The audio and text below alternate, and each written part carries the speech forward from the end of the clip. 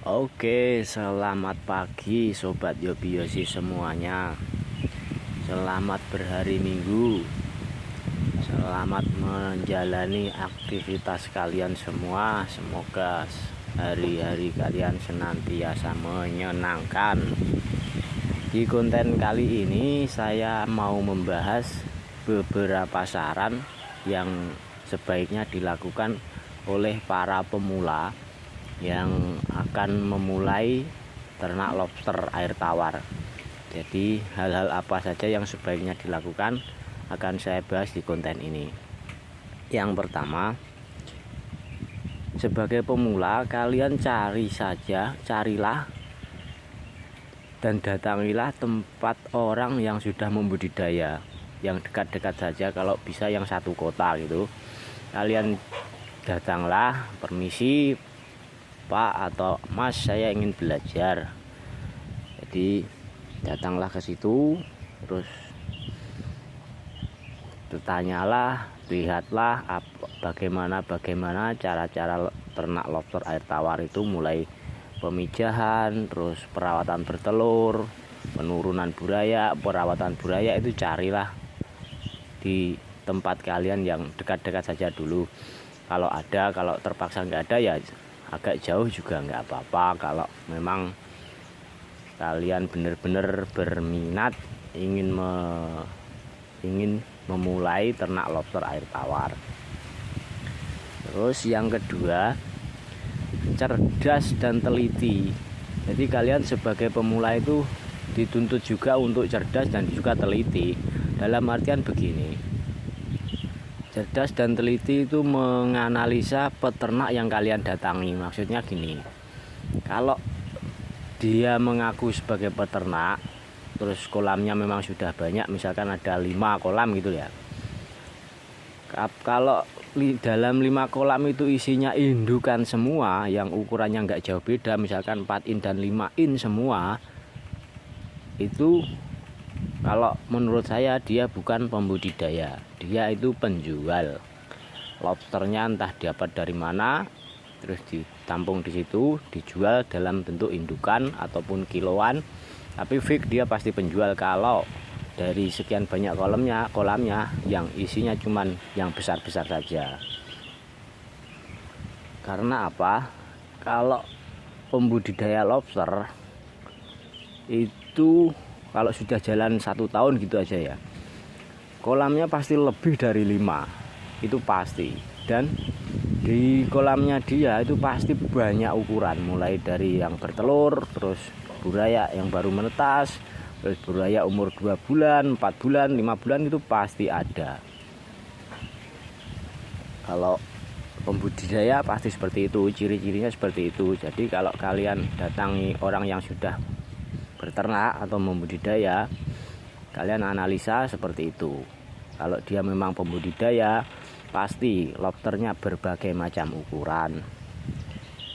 Terus setelah itu, setelah kalian sudah datang, sudah menganalisa, kalau memang kalian berminat, segeralah beraksi.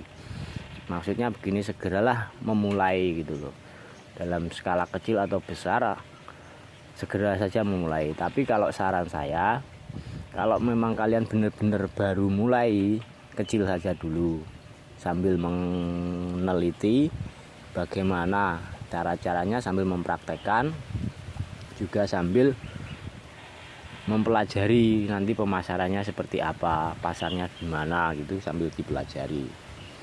Terus yang keempat, poin yang keempat untuk pemula, kalian jangan takut untuk berternak mandiri. Karena apa? Ini ya cuman pengalaman saja.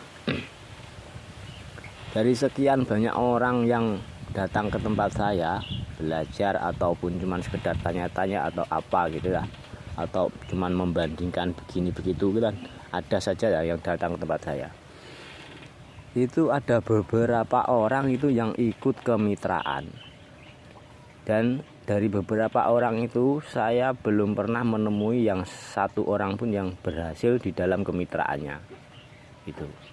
Jadi ini mohon maaf yang untuk yang membuka kemitraan ya, saya tidak dalam rangka menyerang Anda, tidak, tapi saya dalam rangka menyarankan untuk pemula sebaiknya mandiri saja gitu loh.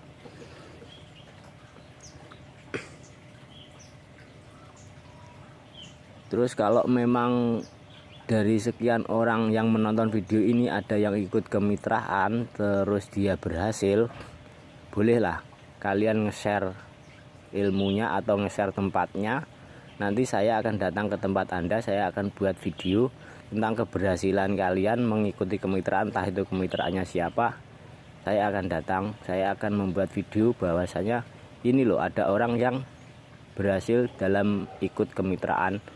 Nanti saya akan bertanya banyak hal kepada Anda kalau memang Anda berkenan, mulai dari Anda ikut kemitraan siapa, terus proses awalnya seperti apa, terus sampai proses berhasilnya itu seperti apa. Nanti akan saya buat video kalau memang Anda berkenan.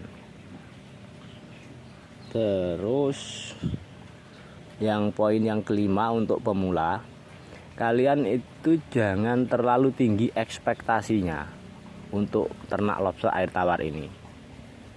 Jadi awalilah dengan apa ya, sekedar senang, terus sekedar meneliti, terus meneliti dan menjalani sendiri gitu loh.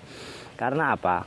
Yang namanya ternak itu kan berurusan dengan hewan hidup. Itu kan kalau kalian tidak care, tidak sayang dengan ternak Anda, kan juga kemungkinan untuk berhasilnya juga kecil.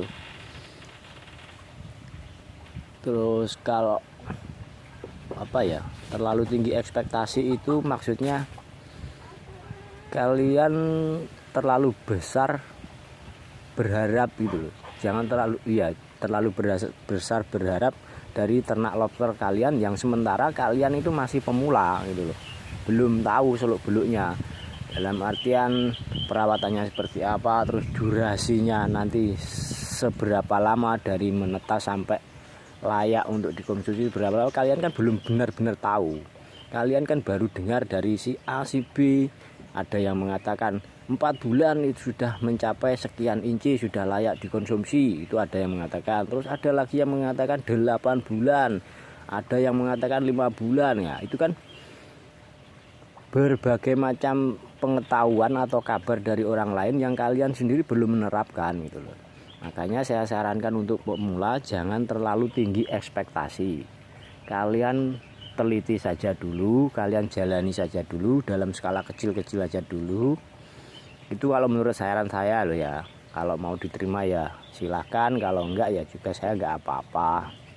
Saya cuman sekedar menyarankan karena saya sudah menjalani ternak lobster air tawar ini sudah cukup lama lah kalau menurut saya. Karena kenapa saya menyarankan seperti itu ini juga berdasarkan pengalaman saya. Jadi sekitar sekitar 1,5 tahun yang lalu kalau nggak salah, itu ada satu orang, dia kerjanya di terminal Madiun. Dia ngechat saya, nggak banyak tanya dia ngechat, "Pak, ada indukan lobster?" Saya bilang ada. "Bisa COD Pak, terminal Madiun." Terus ya bisa, berapa? Saya bilang gitu. "1 paket saja Pak." Terus saya kirim. Setelah itu lama dia nggak menghubungi saya, itu sudah sangat lama, kira-kira ada 1 tahun lah. Itu nggak menghubungi saya sama sekali. Tapi nomornya sudah tersimpan di nomor WA saya. Terus kira-kira 1 tahun dia menghubungi lagi. "Pak, lobsternya masih." Saya bilang gitu. Terus, "Pak, saya mau pesen 10 paket." Saya kaget juga loh, kok banyak sekali aku gitu. Terus saya tanya, "Loh, kamu kan dulu pernah pesen ke saya 1 paket kalau nggak salah. Itu kemana? Maksudnya hidup atau enggak atau gimana gitu?" Dia jawab, "Hidup Pak, sudah berkembang jadi banyak ini." "Loh, kok pesen lagi?" Kan saya bilang gitu. Namanya juga penasaran kan, saya tanya. "Ini Pak, saya mau membesarkan peternakan saya punya lahan sangat banyak. Lobster yang dari Bapak dulu itu berkembang biak, yang kecil-kecilnya saya sudah banyak, tapi ini saya mau buat yang lebih besar lagi gitu, makanya saya pesen 10 paket. Oh seperti itu, saya bilang gitu. Terus setelah itu janjian, oke. Terus dia datang ke tempat saya, bener-bener diambil tuh 10 paket. Dan dia sama sekali nggak nawar harganya segitu, karena dia mengatakan harga di tempat bapak itu sudah yang paling murah gitu. Dia bilang seperti itu. Dan saya sudah membuktikan sendiri lobsternya bapak itu memang benar-benar baik. Itu versinya dia loh. Dia bilang seperti itu, ya saya cuman menirukan aja tuh. Lobster dari bapak itu, dari panjenengan itu memang benar baik, nggak mudah mati. Dari yang dulu yang pernah dikirim bapak 1 paket itu tidak satupun ada yang mati, semuanya hidup sampai sekarang dan berkembang biak. Dia bilang gitu, makanya saya sekarang pesan lagi gitu. Oh gitu, oke, terima kasih, saya bilang seperti itu. Oke,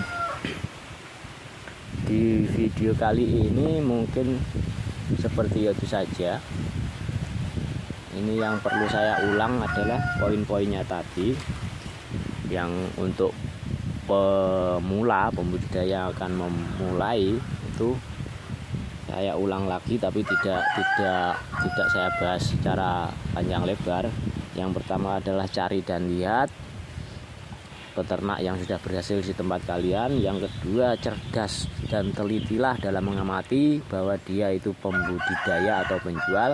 Kalau pembudidaya ya bolehlah kalian ngambil dari tempat di situ.